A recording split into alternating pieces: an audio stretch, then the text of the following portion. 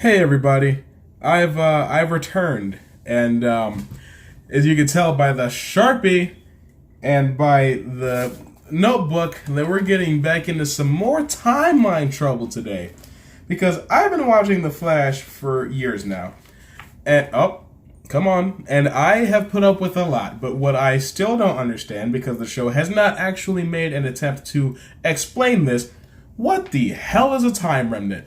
I will do my best to explain to you guys what that is and what it means based on the explanations and what has been shown on the show.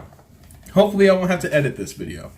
So in episode 211 of The Flash, called The Reverse Flash Returns, the Reverse Flash returns, and his existence is explained like so. This is the timeline of The Flash, right? This is season 1, where they erase him from existence. This is season 2. In that episode, the Reverse Flash returns. This is the time that the Reverse Flash is from.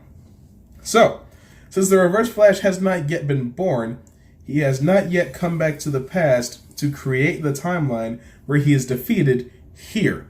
So, since this is his first trip back in time, and this is the trip where he learns who the Flash is, now he can actually go forward and create the original timeline that the show takes place on. Now, already there's a confusion, right? Because the timeline that the show follows, what with Earth 2 happening and everything like that, this is not the original timeline. This is a timeline that was created by the events of the Reverse Flash in the first season. But, no matter what, the Reverse Flash was always going to take a trip to the past and find where the Flash is from. The only reason that he ended up in this time is because this timeline has been created by the events of this point in the timeline. Are you with me? So, since he has not yet gone back in time to be erased from the timeline, he is considered a time remnant.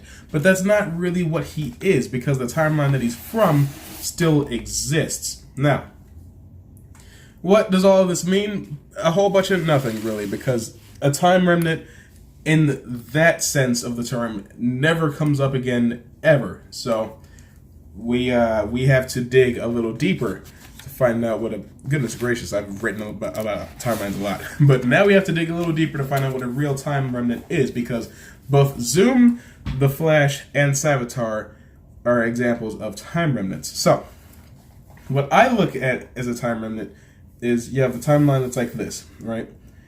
This is right now. This is a few moments in the future. Wow, you could not see that at all. So you make the decision to, when you get to this point in time, come back to right now. You go back in time like 5 or 6 seconds, and then you stop that version of yourself from going into the future to create you, basically, to prevent the timeline that you come from existing. Therefore, now that this time has caught up to this time, your timeline no longer exists. You cannot return to a future that has come and gone.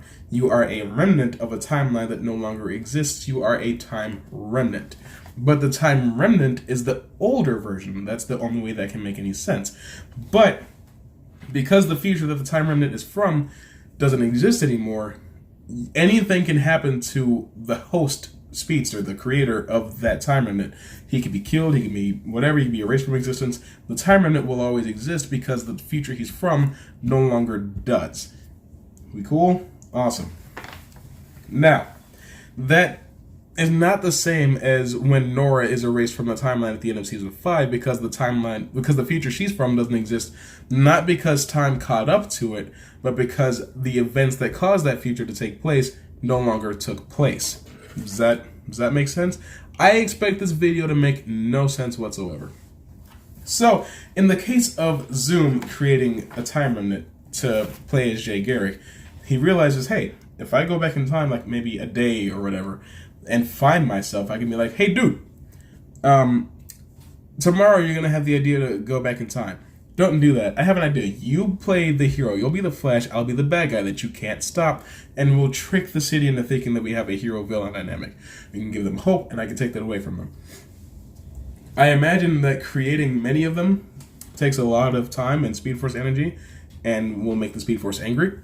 But both Barry and the Reverse Flash at some point in time create multiple time remnants. You see the Reverse Flash do it on Legends of Tomorrow, and apparently in the future, Barry does it to defeat Savitar, and one of those time remnants is spared and becomes Savitar. Oh boy, it doesn't make any sense. But what the Reverse Flash was in Season 2 when they referred to him as a timeline remnant is not a timeline remnant, because the future he's from still has to take place in order for him to exist and create Season 1. I don't understand, personally. I've maybe already talked about how it doesn't make any sense that the Reverse Flash still exists. At least not the Harrison Wells Reverse Flash. I don't know what order these videos are going to come out in. But I think it's ridiculous that that you can just use Time Remnant as an explanation to get yourself out of any writing corner you back yourself into, and just expect the audience to move on because they have no clue what you're talking about. And honestly, I had to figure out what a Time Remnant was, because the show had no interest in telling me what those two words meant in conjunction with one another. But that's my interpretation of what a timeline remnant is. I could be wrong. I would not be surprised if you all have a different interpretation of what a time remnant is. If you even know in general what that means because you've watched the show, then let me know what you think about all of this in the comments. And I will see you all very soon with another video. Cool? Cool.